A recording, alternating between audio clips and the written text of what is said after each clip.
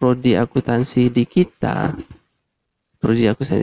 di samping kita menguatkan SDM kita, mengupgrade, menambah profesionalitas dosen kita juga memberikan penguatan di laboratorium. Kita berikan pelatihan yang bersifat teknologi informasi. Artinya lulusan kita itu lulus, dia punya kekuatan di dalam teknologi informasi.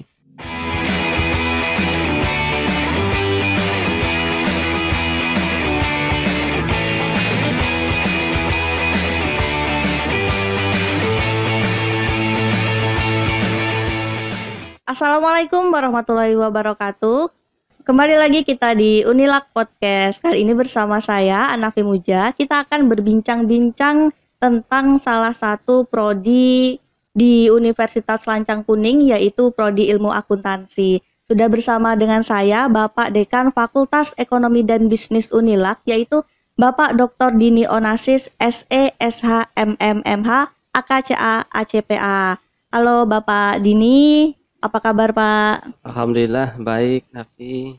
Baik, Pak Dini mungkin boleh perkenalan diri dulu nih Pak, sama menyapa sobat-sobat Unilak. Ya, baik. Assalamualaikum warahmatullahi wabarakatuh. Saya Dekan Fakultas Ekonomi dan Bisnis Universitas Lancang Kuning dengan nama Dini Onasis. Pada saat ini kami memiliki 2 prodi. Salah satunya prodi akuntansi ya. Oke, untuk perbincangan kita kali ini kita akan membahas tentang prodi ilmu akuntansi yang telah memperoleh akreditasi unggul. Mungkin sobat-sobat Unilak belum tahu nih, apa sih akreditasi unggul? Kan sebelumnya mungkin yang kita tahu akreditasi itu ada A, B, sama C, sama yang lainnya. Nah, akreditasi unggul itu apa sih sebenarnya Pak? Sebenarnya akreditasi ini merupakan standar ya. Kita jangan bicara unggul dulu. Jadi di Indonesia ini berlaku suatu standar yang harus dipenuhi oleh perguruan tinggi. Standar ini kalau sekarang kita berada di bawah Lamemba. Jadi yang mengakreditasi kita itu Lamemba. Kita harus bisa, kalau mau unggul harus memenuhi 9 kriteria. 9 kriteria. Ada visi, misi, tujuan. Ada tata pamong, tata kelola. Ada juga mahasiswa, ada juga sumber daya manusia, keuangan, sarana prasarana, pengabdian, penelitian, luaran dan capaian. Jadi dia sebenarnya ada 9 kriteria. 9 kriteria ini distandarkan. Jadi akreditasi ini apabila 9 standar kriteria ini bisa kita melebihinya yang sudah ditetapkan oleh Kemendikbud, oleh Lamemba, kita bisa memperoleh akreditasi unggul. Kalau bisa melebihi yang sudah distandarkan. Yang lebih dari 9 kriteria itu ya Pak ya? Penilaiannya, umpamanya penilaian di tata kelola, tata pamong, umpamanya. Berarti apabila kita unggul, tata kelola kita, tata pamong kita sudah di luar, sudah melebihi yang sudah distandar oleh, yang pertama oleh oleh strategi yang pertama SNDIKTI, terus kriteria dari Lamemba dan Renstra kita sendiri. Umpamanya di SNDIKTI menetapkan kita harus mencapai nilai 5 umpamanya ya, atau kelulusan umpamanya, kelulusan kita ditetapkan, kelulusan kita di SNDIKTI paling lama itu kelulusan 5 tahun atau 4,5 tahun. Tapi kelulusan kita dengan prestasi yang dimiliki oleh mahasiswa kita bisa lulus 4 tahun, 3,5 tahun, berarti sudah melebihi. Jadi akreditasi di sini sebenarnya kriteria-kriteria yang bisa kita lampaui. Kalau bisa kita lampaui, berarti bisa kita peroleh unggul dari 9 kriteria standar tadi. Nanti dia ada kriteria, dimensi, ada juga indikator. Indikator nanti ada 70-an. Berarti cukup banyak ya Pak untuk cukup mendapatkan banyak. akreditas unggul ini Pak. Mungkin boleh dijelaskan nih Pak. Kan kita tahu biasanya akreditasi itu paling tinggi A. Unggul sama A ini apakah dia setara atau lebih dari A? Jadi gini, sebelum sebelum amanat aturan dan ketentuan melalui Lamemba, dulu kita Ban PT. Ban PT ini akreditasi tertinggi itu A. Setelah A itu di bawahnya B, setelah itu C. Apabila perguruan tinggi prodinya baru didirikan, biasanya dia berada di akreditasi C. Ya, Pak, ya. Di akreditasi C. Setelah itu B. Yang tertinggi itu A. Sekarang sudah berubah. Sekarang ini kita tidak di Ban PT lagi, Badan Akreditasi Nasional Perguruan Tinggi, tetapi sudah di Lamemba. Lembaga Akreditasi Mandiri Ekonomi, Manajemen, Akuntansi, dan Bisnis Lamemba. Kita sudah di bawah Lamemba. Apabila kita yakin bisa dapat unggul, melampaui standar-standar yang ada, kriteria yang ada, kita mengajukan ke Lamemba untuk di assessment, dinilai. Nah, pada saat dinilai, kalau melampaui kita bisa dapat unggul. Tapi kalau tak melampaui, kita mungkin status akreditasinya di bawah unggul. Baik sekali. Berarti A itu sama dengan unggul Pak? Atau sebenarnya kalau unggul itu lebih dari A. Lebih dari di atas A ya Pak? Di atas A. Jadi kalau dulu kriteria A itu, kalau sekarang ya, sekarang itu kriteria unggul itu 60% itu kita harus berkegiatan internasional. Oh, berarti kegiatan kita sudah bisa dikatakan internasional Pak, 60%. Iya, berkegiatan internasional. Tapi kalau masih Ban PT, mungkin internasional, tetapi masih dalam bentuk MOU aja sudah dianggap internasional. Kalau sekarang benar-benar implementasinya sudah internasional, berkegiatan. Contohnya mahasiswa kita ikut conference ya, conference internasional. Jadi mahasiswa kita memaparkan, mempresentasikan risetnya, hasil risetnya. Ternyata mahasiswa kita menjadi best paper, Mak. Best paper, Pak ya? Iya, best paper dia. Malah dosennya mungkin ada juga dosen yang lain yang ikut, nggak tahu ya, dari perguruan tinggi yang lain.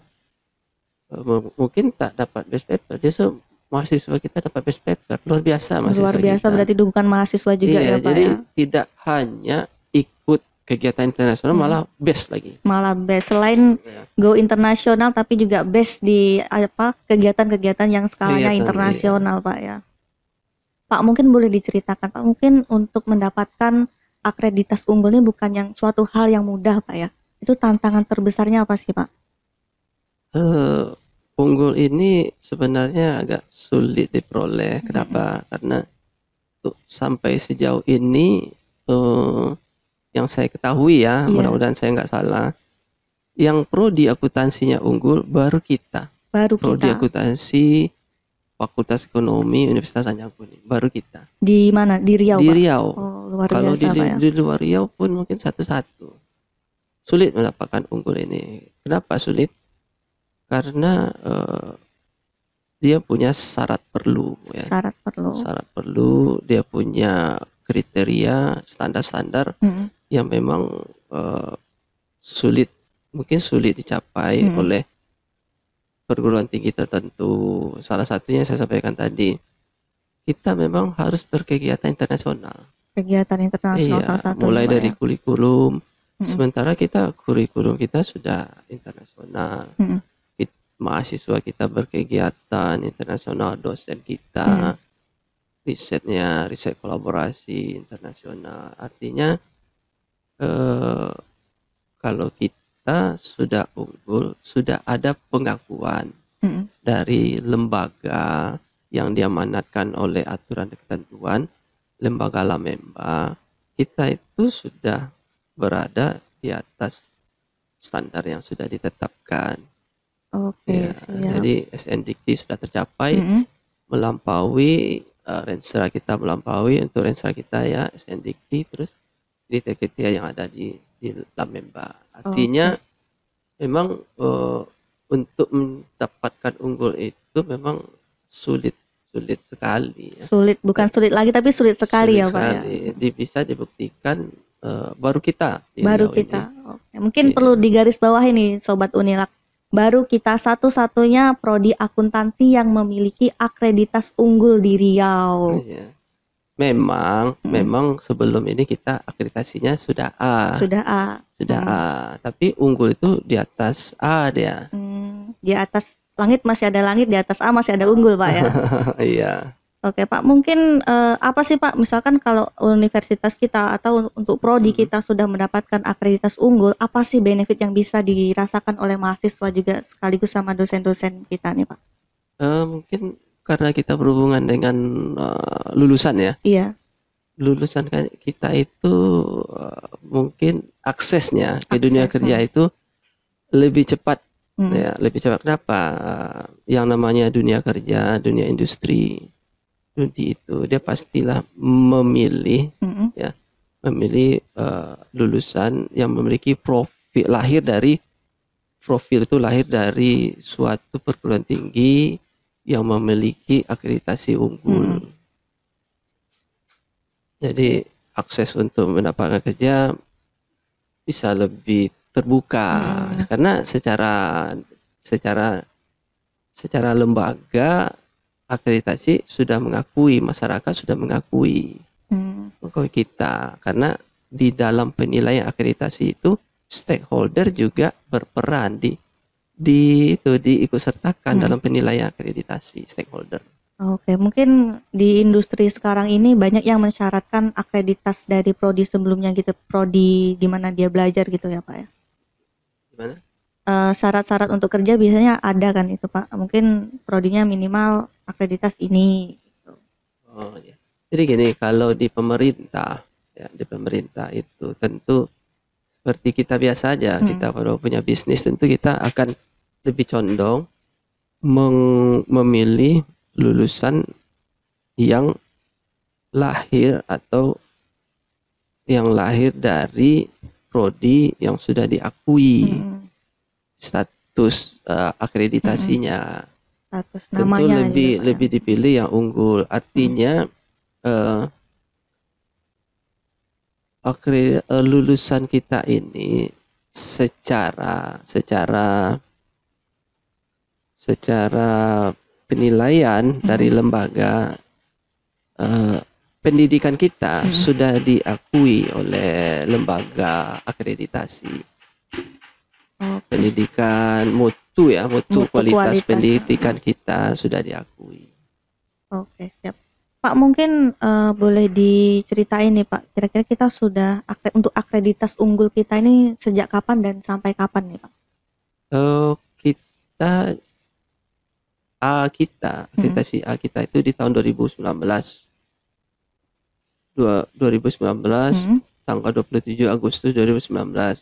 Jatuh temponya di tahun 2024 tanggal 27 Agustus.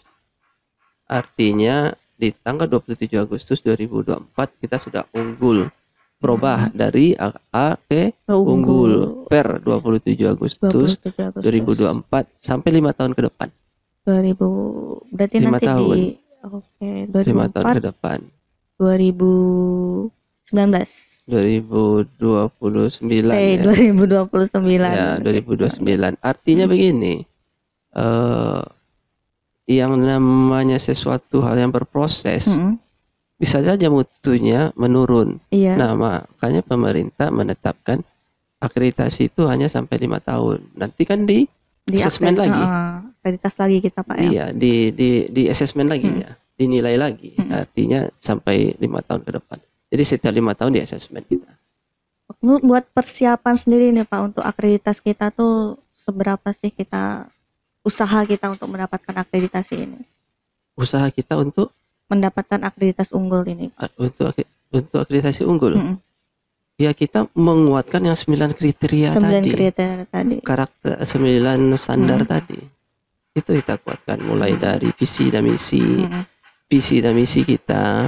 Visi dan misi kita sendiri kan berdaya saing global, internasional. Tadi berkegiatan internasional itu. Nah, mulai dari visi misi ya kita harus mengejar visi kita melalui misi.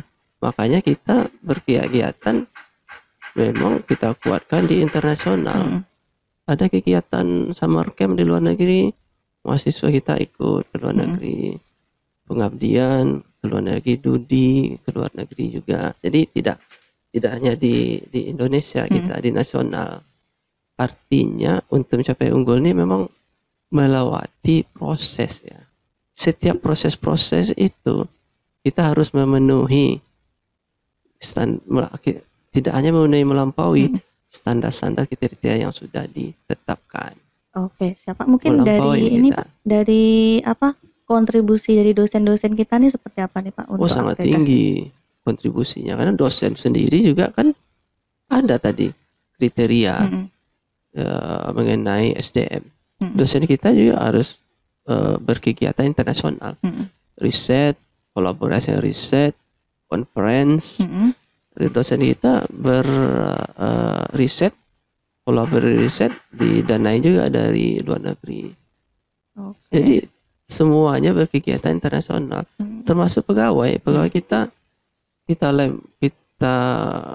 tidak hanya pelatihan di Indonesia, pelatihan di luar negeri juga. Jadi kita mengirimkan pegawai sama dosen juga pelatihan ya. Jadi untuk mencapai unggul ya melalui proses ya. Proses itu yang kita penuhi, malah kita lampaui. Yang 9 kriteria itu kan proses semua itu. Ada pengabdiannya, luar prestasinya,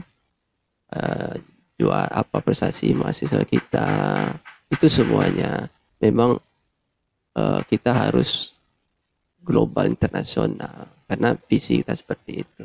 Oke, terima kasih Pak Dini. Pak, mungkin boleh dijelasin juga nih Pak, selain dari akreditas unggul nih, kira-kira apa aja sih keunggulan dari prodi kita, prodi akuntansi ini Pak?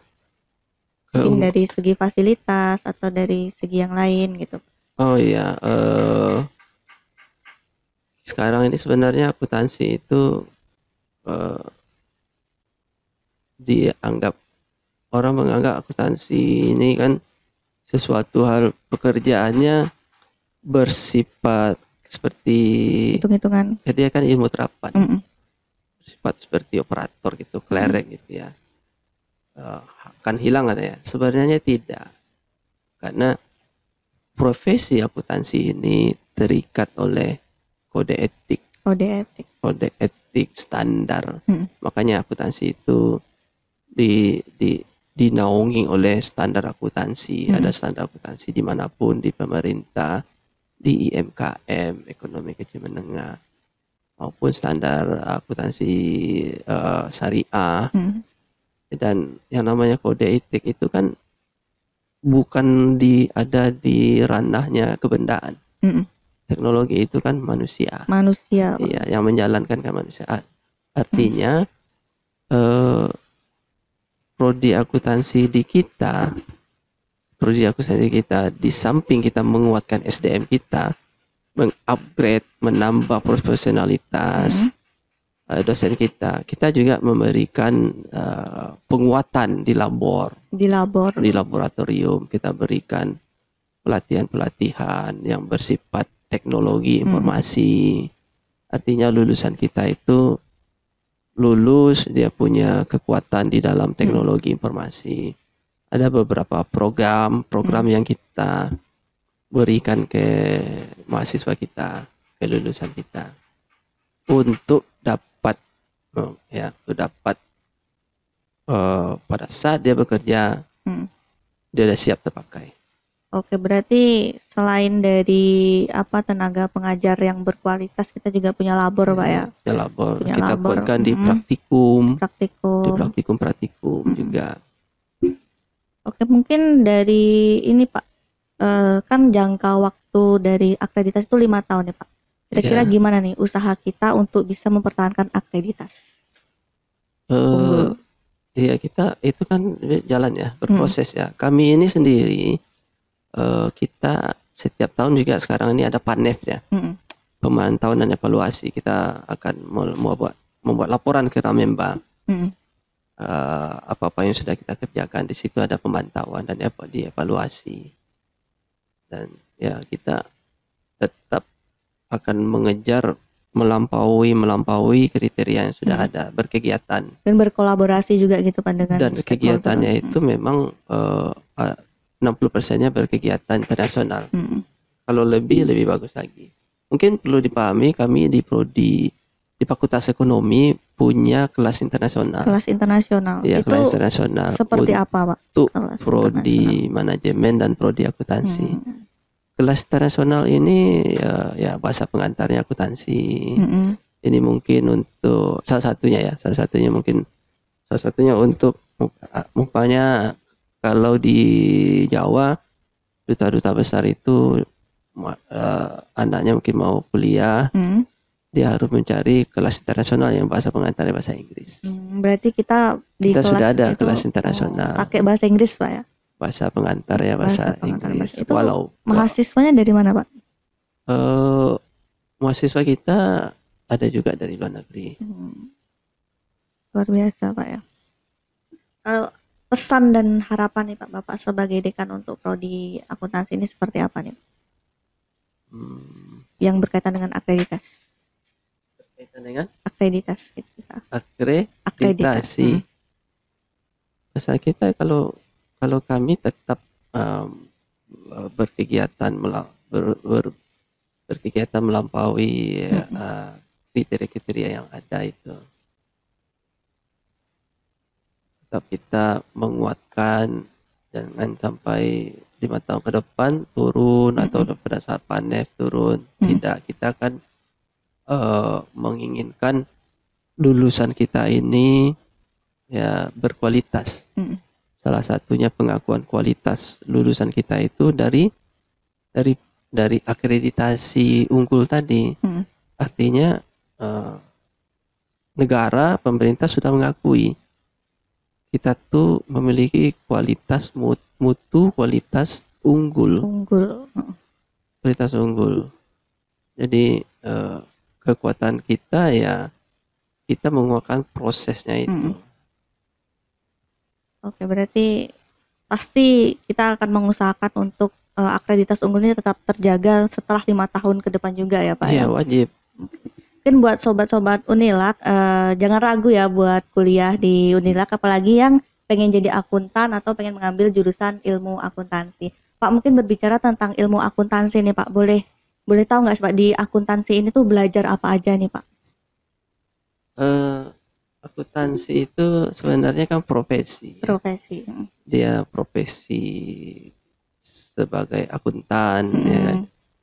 Akuntansi itu sendiri kalau kita kembali ke definisinya, sebenarnya profesi yang menyusun dan menyajikan laporan keuangan.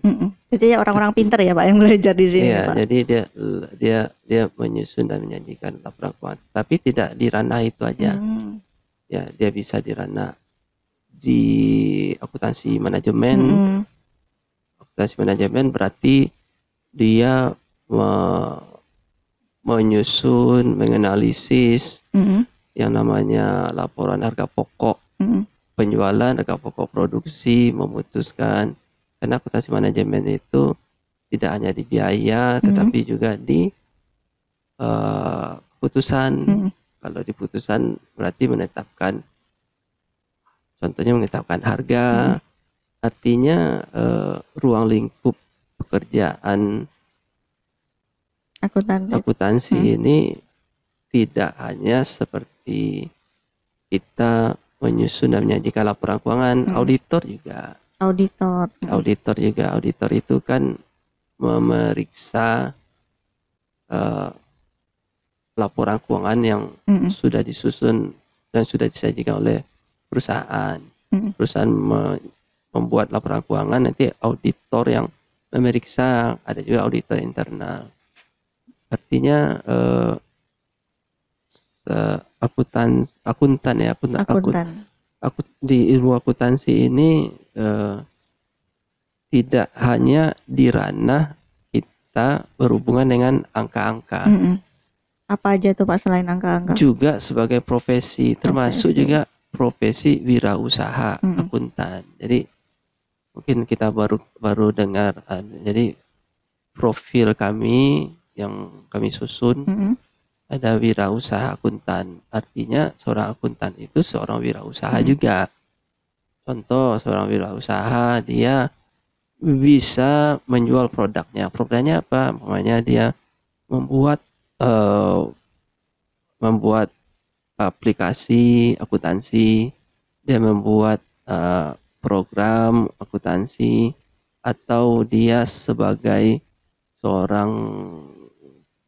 orang yang bekerja, seorang pemilik kantor jasa akuntan. Nah, ini kan berhubungan dengan kewirausahaan, wirausaha. Jadi udah kemana-mana sekarang. Berarti banyak sekali manfaat dari ilmu akuntansi ini Pak ya. Nggak cuma jadi akuntan, tapi nanti juga bermanfaat jika mau ambil profesi yang lain seperti wirausaha gitu Pak ya. Jadi ada sekarang wirausaha akuntan.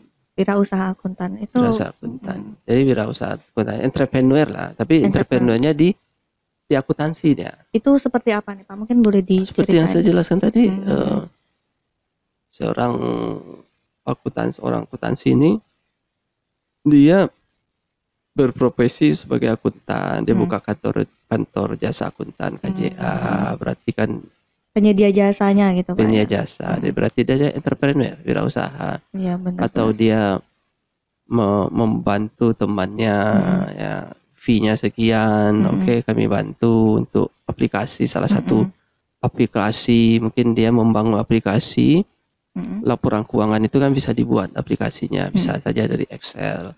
Satu perusahaan butuh, ya sudah kami buatkan. Nah, aplikasi ini bisa dimanfaatkan oleh perusahaan. Jadi kita, profil lulusan kita itu tidak hanya profesi tapi juga entrepreneur, wirausaha, akuntan. Berarti cukup banyak. Itu semua dipelajari di kampus ya Pak ya? Pelajari. Ya, itu kan profil ya, profil lulusan berarti kan untuk mencapai profil lulusan itu kan adanya di mata kuliah. Di mata kuliah. Iya, ada CPL, CPLK nanti. Oke, Pak, mungkin pesan nih Pak untuk calon-calon mahasiswa yang pengen ngambil ilmu akuntansi di Unilak ini seperti apa nih Pak? Mungkin ajakan nih juga buat biar mau kuliah di Unilak. Oh ya, jadi gini, Prof, ambillah akuntansi. Kenapa ambil akuntansi? Dan ambillah akuntansi yang memang sudah memiliki akreditasi unggul. Artinya akuntansinya, mutu dan kualitasnya sudah diakui oleh kelembagaan negara, oleh masyarakat, oleh stakeholder, sudah diakui. Kenapa saya bilang ambil akuntansi? Karena sekarang ini ilmu akuntansi itu sudah global, internasional. Dipakai di mana-mana juga Pak ya. Jadi begini, kenapa saya katakan global internasional? Karena mata kuliah itu lahirnya sebenarnya turunannya dari standar akuntansi. Jadi standar akuntansi yang dibuat oleh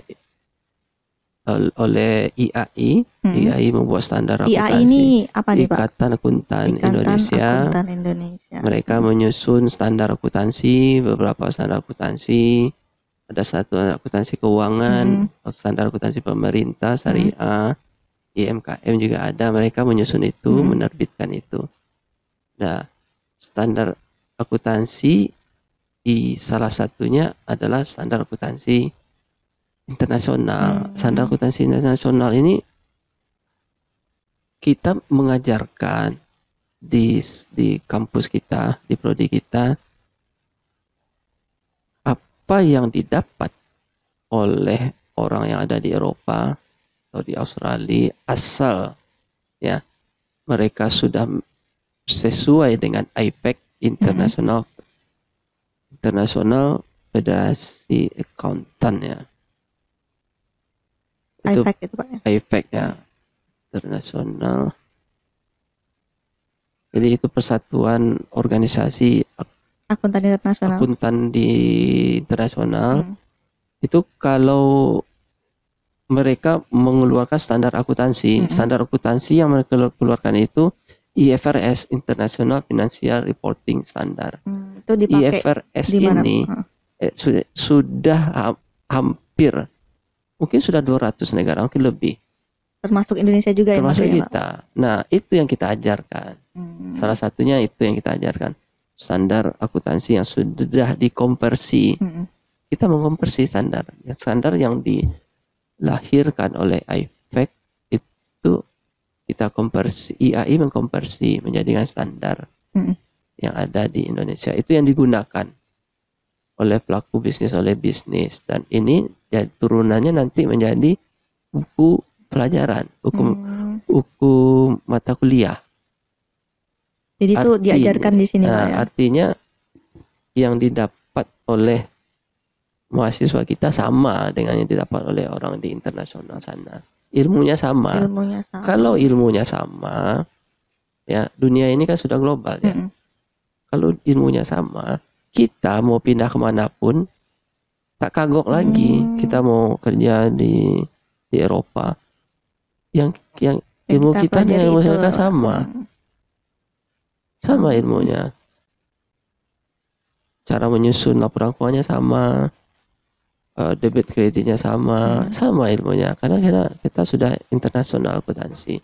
Artinya gampang sekali sebenarnya kalau kita mau global, mau pergi cari kerja di luar negeri. Karena yang kita pelajari udah sesuai dengan standar internasional, sesuai juga dengan standar di Indonesia. Jadi lulusan kita bisa ditempatkan di mana aja ke depannya nanti Pak ya.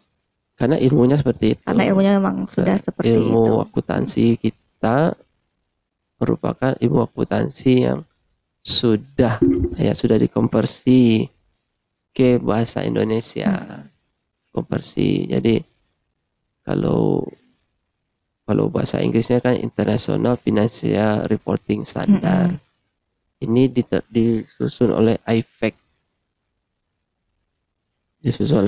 Dan ini kita adopsi, kita konversi menjadi standar kita. Standar inilah dijadikan buku, ini yang dipelajari oleh mahasiswa-mahasiswa. Artinya yang kita pelajari di sini sama dengan di luar negeri.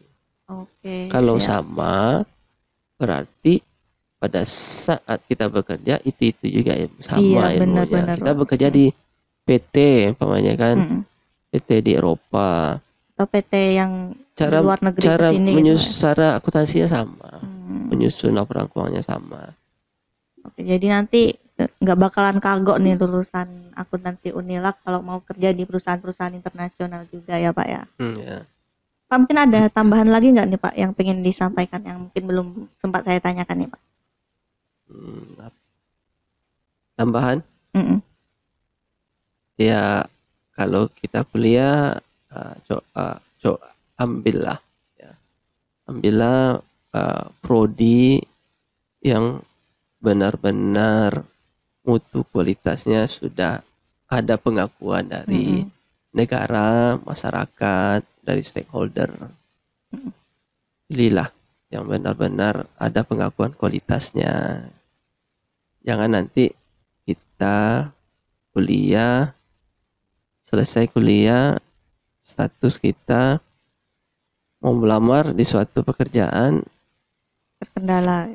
terkendala, tersisihkan. Bisa jadi diambil dulu yang unggul, diambil dulu mana yang lulusan dari unggul gitu. Oke, siap. Baik, terima kasih Pak Dini Onasis sudah mau berbincang-bincang dan membahas lebih lengkap tentang ilmu akuntansi untuk prodi S1 di Universitas Lancang Kuning. Nah, sekedar mengingatkan kembali dan mengulang dari kata Pak Dini Onasis, buat teman-teman yang pengen masuk ilmu akuntansi, jangan lupa untuk kuliah di Unilag, karena Unilag adalah satu-satunya prodi yang memiliki prodi akuntansi dengan akreditas unggul di Riau. Jadi nggak perlu jauh-jauh keluar Riau atau luar kota, cukup di Riau saja, cukup di Pekanbaru sudah mendapatkan pendidikan yang unggul dan tentu saja tidak kalah dengan universitas-universitas yang lain. Sekedar mengingatkan kembali, Unilak membuka pendaftaran untuk mahasiswa baru sampai tanggal 12 Oktober. Nanti informasi lebih lengkap bisa dilihat di website kita unilak.ac.id. Demikian podcast kita kali ini. Sampai jumpa di podcast kita yang selanjutnya. Ayo kuliah di Unilak, kampusnya orang sukses.